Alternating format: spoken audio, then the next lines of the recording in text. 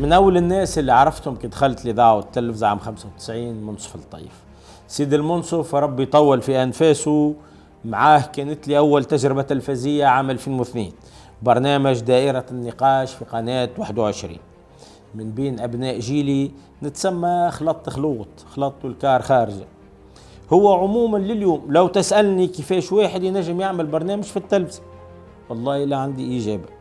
في إعلام العلو الشاهق نسمع وريت الحقيقة أنه كان تجيب فلوسك، تجيب السبونسور متاعك يكريوا لك، يعطيوك اللوكال ويبثوا لك أي برنامج، حتى لو كان تعملوا على قطاطس. بالنسبة للتلفزة العمومية يقول لك قدم المشروع للجنة باش تدرس، وهي فعلا تدرس المشاريع وأصحاب المشاريع. هذاك علاش اللي يمنع من اللجنة هو اللي ينوب عليه ربي، واللجنة طريقة باش يسجدوك من غادي لغادي. بالمختصر إذا ما عندكش شكون مأمن بيك أو شكون متكلم عليك ومص عليك زي تضيع وقتك. في أول تجربة لي في التلفزة مدير القناة منصور مني الله يذكره بالخير هو اللي اقترح علي نعمل البرنامج. أنا حبيت على سي منصف الطيف يكون معي، رغم مش معمول به، مخرج من القناة الوطنية قناة 7 وقتها، يجي يخدم في قناة 21 وفي ظروف شبه مستحيلة إنتاجية. نسيت قديش كنت نخلص على الحلقة، لكن اللي متأكد منه أنه مبلغ يقل على 100 دينار، لأني بعد 6 سنين عاودت التجربة في القناة نفسها في برنامج وجهان لوجه مع ظافر ناجي، وقت ما جاء رئيس مدير عام صاحبي اللي هو سي محمد الفهري شلبي، قال دبرناه. احنا كنا نخلصوا 120 دينار على الحلقة، وكيف مدير القناة سي حمد عرافة هو اللي حبنا نعملوا البرنامج. اخر بي دي جي للتلفزة قبل 14 هو اللي قال ما عادش يحب يرى منظري في التلفزة، يحب منظره هو برك. كنا باش نرجعوا يا اخي بطل، وهو بطبيعته عصفت به رياح الثورة، ما قعدش ورجع لخدمته الأصلية وحشاوه في بيرو في جنب التواليت، كان شعبة دستورية. المهم كي تعاين سي محمد الفهري شلبي قلنا باش نشيخه بيناتنا، حلمنا شوية. فرش وشان ربي طال في عمره كان يعمل في برنامج ثقافي كيف ناس من زمان ياخذ في 900 دينار على الحلقة. قلنا مش لازم ناخذوا قده، نقربوا له. كنا ناخذوا في 120 دينار. سي محمد الفهري شلبي تدخل قوته بالثقل نتاعو، ردها لنا 150 دينار. وفي فرصة قادمة تو نحكي لكم كيفاش نهار جايين يعني أنا وظافر ومع نظيف باش ندخلوا البيرو اللي أعطونا الإدارة باش نحضروا فيه البرنامج. نقاو الكازيي والطاولة في الكولوار والبيرو تفك، واعطوه للشاوش متاع مدير قناة 7 يطيب له فيه في القهوة العربي والتاء. عرفت التلفزة من خلال جيل المنصف الطيف، من حكاياته هو في قهوة علي ورق، هو وصلاح الدين الصيد وحبيب بن سلماني والحاج سليمان وحماد عرافة واسكندر بن سليمان، ومن خلال صديقي محسن الفريجي مهندس الصوت في التلفزة التونسية اللي يصعب تلقى منه 2، وخدمت مع كبارات التصوير التلفزي في التلفزة الوطنية عادل آية عمار ورضا جديدي وتوفيق بوزغاية وعمار أبو عمرين. ولقيت شباب اللي يخليوك ما تسلمش وتقول مازال الخير، مروة بن جميع وفادية بن هندة ونوفل الشريف. لكن التلفزة اللي لقيتها ما تشبهش التلفزة اللي حكاوا عليها، رغم اللي هما الاثنين كانوا في 71 شارع الحرية. سي منصف الطيف قال لي كانت عندنا أدواش في المؤسسة، وين المؤسسة اللي خلطت عليها كي تنسى قالب صابون على اللافابو ما تلقاش، هو تحمد ربي كي تلقى اللافابو. جملة ما نسيتهاش قالها لي منصف الطيف، قال لي ميمون الشطي، هذا كان مدير عام للإذاعة والتلفزة من 4 مارس 71 ل 17 فبراير 74. عمل لي اجتماع باللي يخدموا في الإذاعة والتلفزة. قداش كانوا وقتها أول السبعينات؟ 200 300 شخص، ما نتصورش أكثر. ايش قال لهم سي ميمون الشطي؟ وصاهم قال لهم حبوا بعضكم. الجملة هذه نستحضرها كل ما نسمع فئة المنشطين المغرومين بحكايات الزمن الجميل، من غير ما يقولوا لك أنا هو الزمن الجميل. وقت كانت فرنسا باركة على البلاد مثلا، هذاك الزمن الجميل.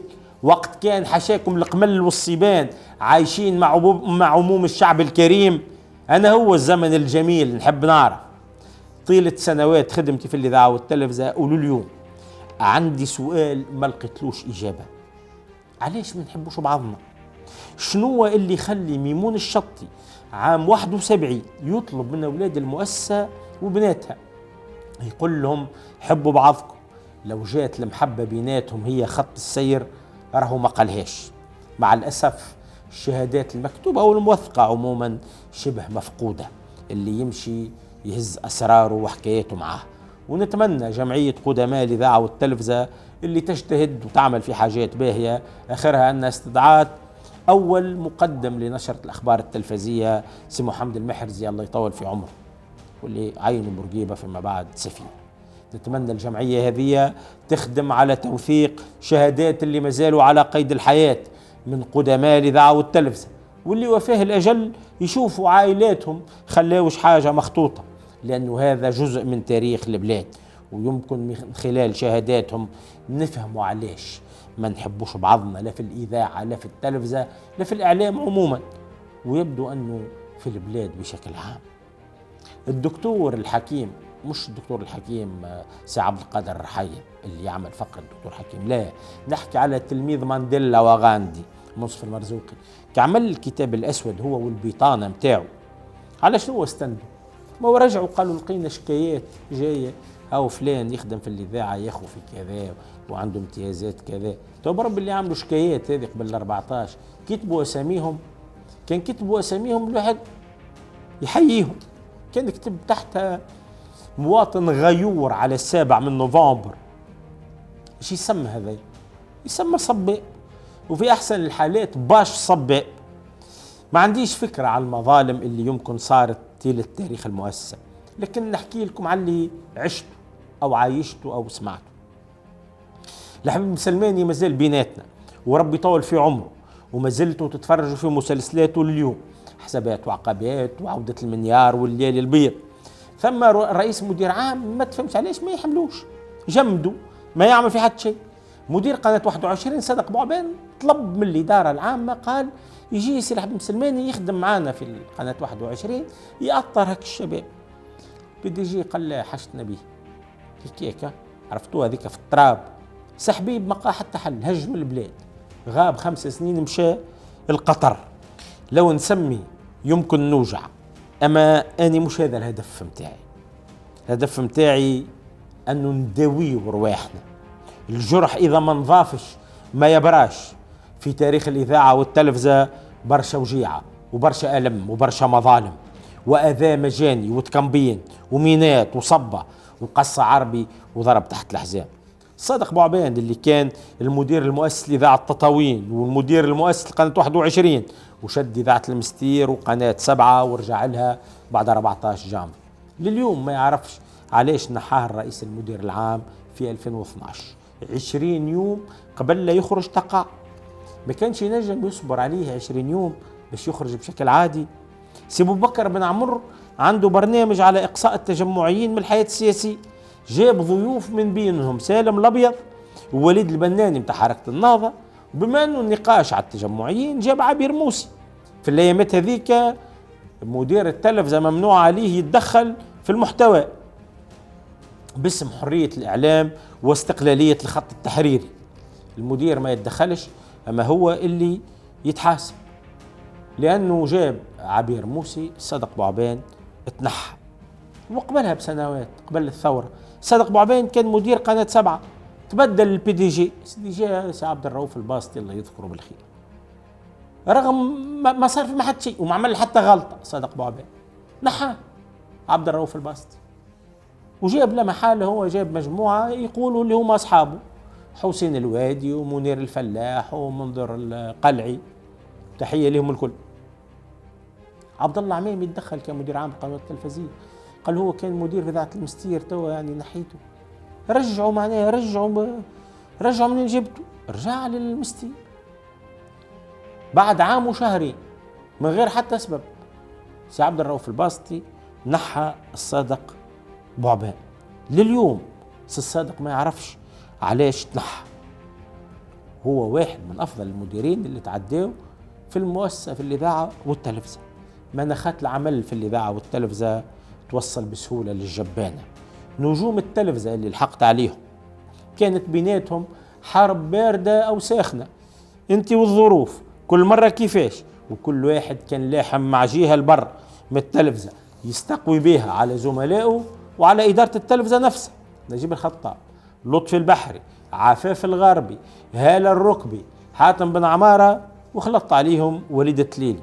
وصلت الأمور أنه فما شكون يعني خلع الكازي متاع زميله أو زميلته باش يسرق منه، معناه يهز يعني كاساتات باش يعدي كليب قبل يعني زميله. والإدارة تسيس في روحها وتحاذي محاذية، لأنها تعرف أنهم بكلهم ودون استثناء عندهم قوى إسناد خارجية تتدخل عند الضرورة. في الوقت هذاك كنا نشدوا الصف قدام الكاسة اللي تحل من غير وقت ومن غير سابق إعلام باش ناخذوا 2 فرنك.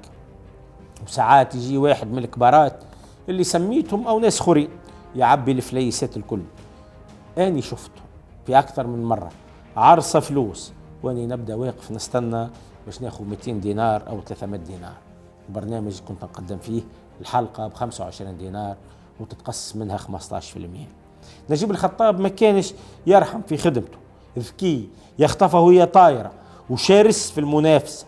بن علي كان سهرية السبت هو عائلته يتفرج في نجيب، ونجيب يرحمه كان يعرف هذا. وهذاك علاش كان نجيب حريص أنه كل سبت يأكد أنه هو رقم 1 في التنشيط التلفزي بلا منازع. وهذا اللي خلق له عداوات كثيرة في وسط زملائه. أكيد برشا منكم يتذكروا مفاجأة موته، مازال في طنبكو نجيب عمره 45 سنة، تختف في 25 أبريل 1998 قبل وفاته بأيامات. نجيب داخ لعبت عليه الدوخة في المونتاج. زملائه كلموا PDG المؤسسة فتحي الهويدي، قالوا له راهو نجيب داخ.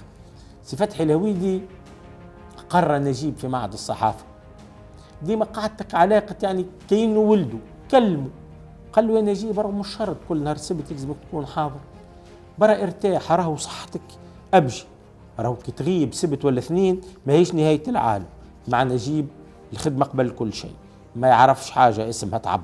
وما طولش نجيب بعدها، بعد فترة قصيرة صاحب الأمانة هزمته. موته كان أقرب للكارثة الوطنية. يمكن حتى نجيب ما كانش يتوقع أو يعرف أن التوانسة يحبوه بالطريقة هذيك. نهار دفينته في جبانة الكرم يمكن 5000 كانوا موجودين في الجبانة. في لافايات الناس تلمت حول الإذاعة والتلفزة باش يودعوه. أني وقتها كنت في إذاعة الشباب، ما خلوناش نقربوا، لا أني لا زملائي، الكبارات برك قربوا، واللي كانوا في الشعبة أو في النقابة، والمديرين وشواش المديرين. احنا الغلابة ما تلفت لنا حد حتى باش نودعوا نجيب الخطاب. ليلة الدفينة لطفي البحري عمل برنامج لتكريم نجيب، الإدارة كلفته هو بالمهمة رغم بيناتهم أطراح، نجيب يضرب بالمكشوف ولطفي يقرص من تحت لتحت. البرنامج بالغ حسب النبارة في إظهار الحزن واللوعة، وكمل لطفي بصوته المتهدج، كمل على ملمة. في الوقت هذاك الشعار كان وطن الفرح الدائم، ما يلزمش ثم حزن اللهم تنكبنا في الرئيس، تحكي عن الرئيس بتاع وقتها أو حد من عائلته، اللطف عليكم وبعد الشر عن الناس الكل. الدفينة تعدات في الأخبار، تغطية دامت 12 دقيقة، جات التعليمات من غدوة يزيه نجيب الخطاب، وجات الأربعينية وما تعمل شيء، رغم اللي ثم برنامج حضروه، برنامج مسجل عملته أمال شاهد وعبد جبار البحوري. الناس كل في المؤسسة فهمت كلمة السر. بيقول لك حد من عند شكون جات التعليمات، هل الرئيس تقلق بالحق أو تقلقوا في بلاصته وأصدروا التعليمات؟ هل اجتهدوا زيادة في إتقان العمل كما جماعة العلو الشاهق؟ أو منهم محيد كرونيكور قال لو يربح 150 مليون يعطيهم للحملة متاع سيادته. يا ولد عمي قلت تحجج ميمتك ولا تصرفهم على صغارك في قرايتهم أو تعمل بيهم مصلحة عامة تعطيهم لوزارة التربية، كان متفضل عليهم تعطيهم للرئيس. علاش؟ الرئيس رجل أختك، واش تربح منه؟ اللهم يرجعهم لك بالسبركة. الناس تنسى، مشى نجيب على روحه، وهاني التلفزة من وقت لوقت تعاود تبث منوعاته بحشيشة بريشة، لا مونتاج لا والو، كله تحت شعار الزمن الجميل. عواطف حميدة اللي دخلت الإذاعة على يديها كيفي كيما جيل كامل منشطين وصحفيين، هي صاحبة فضل علينا الكل يعترفوا أو ينكروا أمورهم، هذه الحقيقة. كانت الأم والمعلمة والأخت والأستاذة والصديقة والمديرة واللي تحب أنت، وناقص كان تضرب بالكف عواطف. كي تجيب حاجة طيبة من دارهم في حياة أمها كانت تستدعانا لدارها. امرأة غاية في الكرم، وبقدر ما تظهر صعيبة كانت عندها قدرة استثنائية على محبة الناس اللي يستاهلوا وأحيانا اللي ما يستاهلوش، وما تعمل كان الباهي معاه. الله يرحمها. وعمري ما ننسى نهار غزرت من شباك بيروها على نهج فلسطين، قالت لي نتمنى نموت بعيد على هالبلاصة وما يتكلم علي حد. وماتت عواطف. أما حكاوا عليها وبالخايب، وما زالت لساناتهم حشاكم الزفرة تلمح وتهمز وتغمز وتلمز، وما يعرفوا اللي عواطف أرجل من البريمة فيهم، وأثيق منهم، وخدامة أكثر منهم، وفي كل الحالات أقدر منهم وأكفأ منهم. وصلت اللي وصلت له عن جدارة واستحقاق. كانت أول مديرة إذاعة في تونس، مديرة بالحق مش تصحح في اللي زور دو لوميسيون. في حياتها وجعوها رغم ما كانتش حريب شل البلعان وأذاوها. نتفكر مدير عام قال لها في التليفون، قال لها عواطف شوف لنا بنية تحكي أنجلي وتكون بنية مزيانة نشط في فضاء ثقافي. قال لها أنا نمشي نسهر فيه. عواطف الله يرحمها قالت لي يا محمد فلان هذا يحب يخدمني حاشاكم بطرونة، ما يعرفش شكون عواطف حميدة. نهارين وراجعها قال لها عملت لي؟ كنت حاضر على المكالمة. بابتسامة ماكرة جاوبته، قالت له لقيت لك اللي تحب عليه باش نودك بوليد يحكي فرنسي وانجلي وبونوس يحكي الألمانية، اسمه بالحسن فرتونة، توا في ألمانيا بالحسن على ما نتذكر. خوه سامي فرتونة مازال في إذاعة الشباب. السيد المدير العام علق عليها التليفون. السيد المدير العام اللي نحكي لكم عليه عمل كل شيء من بعد باش ينحي عواطف من إدارة إذاعة الشباب. يا أخي ربي نحاه وتقلع هو، لأنه ربي يكره الظلم. نجم نكتب لكم كتب على اللي عشتوا في 71 شارع الحرية، مش وقته. أما مانيش مسامح كل من ظلمني، وكان ظلمت حد يطلب حقه مني قدام ربي، وما نقول لحد سامحني. قلبي يحزن كي نتفكر اللي تعرض له جمال الكرماوي بعد الثورة. جمال كان نقيب الصحفيين، قالوا وصل في مؤتمر انقلابي، صحيح دعمته السلطة، أما حضروه مئات الصحفيين وكانوا معها أعضاء مكتب تنفيذي. علاش تحاسب كان جمال؟ علاش الآخرين طفيتوا عليهم الضوء؟ جمال الكرماوي ما جاش للنقابة على ظهر دبابة. جمال حماة الصحفيين أيام الثورة. كي تحبوا نتحاسبوا نحلوا الملفات الكل. جمال الكرماوي صحافي ما ثماش منه اثنين في البلاد، كسروا بخاطره ووجعوه وما حافظوش عليه، وهو من معدن الكريستال، نفسيته هشة ما تحملش الإهمال والجحود. جمال الكرماوي في آخر حياته نسى الكتيبة، ما عادش يعرف يكتب، ونسى حتى اساميهم، ومات غريب. ونهار دفينته كنا كعبتين وكعبة في الجبانة، أصلا مناش عارفين وقتاش باش يوصل للجبانة. في لحظتها عذرت اللي يوصيه ويقولوا أحرقوا جثماني خير منها التمرميد. توفيق الخذيري قرينا مع بعضنا في كلية الآداب في السنة الثانية، مازال كي توفى في ديسمبر 2021. مديرة لنهار أنجت برنامج جابتها الصدفة وثقل على الثورة، قالت على توفيق محسوب هو فاش يعمل نهار السبت، هو عشية السبت الكل كانت عنده في ذات المستير. توفيق في ذات المستير كان من يدور ويدور، بشاير الصباح، ماتشوات، فلاحة، صناعة، حوارات سياسية. الإذاعة كانت حياته هيك ضر لها، قالت محسوب هو فاش يعمل. علاش نمشي لبعيد؟ عامر بوعزة هذا اشتر عمره في ذات المستير، كان من أبرز نجومها وواحد من مسؤوليها. لذلك يخرج كتاب ماذا فعلنا بالديمقراطية، وقبله كتاب إعلاميون في زمن الاستبداد. جاء من قطر يخدم غادي عنده سنين. لو تستدعاه كل إذاعات العالم بما فيها إذاعة كمبوديا إلا إذاعة نخدم فيها إذاعة المستير، تفهمش علاش. تحيرت المواجهة الكل بموت ناظم هاني زميلنا في الإذاعة الثقافية. ما كناش أصحاب، ولكن جمعتنا مودة من بعيد. ناظم كن نسمع، ما تنجمش ما تحبوش، أصلا ما ثماش فضاء يسمح لنا أنه نعرف بعضنا، بوفيت ما ثماش في الإذاعة. سمعت اللي هما صلحوا التواليتات، وهذا أكبر إنجاز عملوه. والحقيقة كي نسمع أنهم صلحوا التواليتات نقول عرفوا منين يبدأوا الإصلاحات الموجعة. النهار اللي تعديت ثواني أو دقائق مش غادي المشكل، فيها آهات جنسية تعديت بالغلط في برنامج الناظم هاني، كانت تنجم تتعدى غلطة عادية ويتحاسب اللي غلط إداريا من غير شوشرة. الحكاية لبسوها لكل الناظم، هو أكيد يتحمل جزء من المسؤولية لأنه صاحب البرنامج، لكن مش وحده. والأهم ثم حسن النية، ما كانش قاصد لا هو ولا غيره. اللي نشر الحكاية زميل صحافي ولا فايدة في ذكر الأسماء يعرف روحه، كان فرحان اللي هو جاب الصد من وظنه. نغلطوا ونجموا نغطيوا على بعضنا وتتعدى سلامات، لا كيفاش؟ باش احنا توانسة من اللي تقرا بلاغ الإذاعة على الحادثة وقتها تقول ارتكب فعل الفاحشة، تحقيق والحكاية وصلت للبوليسية. في إذاعة شمس تكلمت عليه في الماتينال وقلت ما نعملوش من ناظم هاني كبش فداء، وحرام عليكم تضحيوا بيه وتمسحوا يديكم فيه، وكتبتوا الكلام هذا في مقال. كلمني ناظم هاني شكرني، قلت له ما عنديش مزية، والأصل نقفوا مع بعضنا وقت واحد منا يطيح، احنا اللي يطيح الباهي فينا ما يعفسلوش على رقبته. حكيت على الإذاعة والتلفزة والصحفيين بوجه عام، واحنا صورة مصغرة لبلاد كاملة ما عادش فيها محبة، وكل واحد مشبر سلاحه على الآخر يستنى في اللحظة الصفر.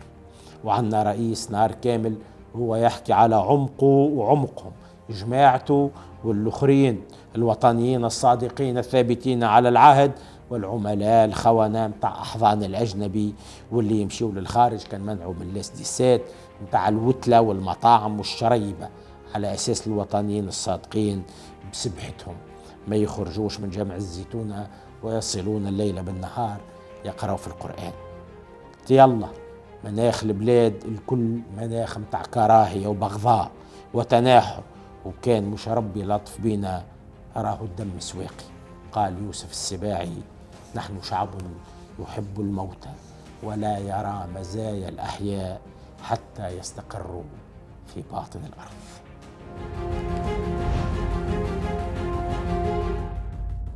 شكرا لكم على متابعتكم الحلقة هذه من مفلت شيء. ما تنساوش الاشتراك في القناة للي ما هوش مشترك، نزل على الجرس باش تجيكم نوتيفيكاسيون كل ما ننزلوا حلقة جديدة. ملاحظاتكم اقتراحاتكم متابعتكم تهمنا.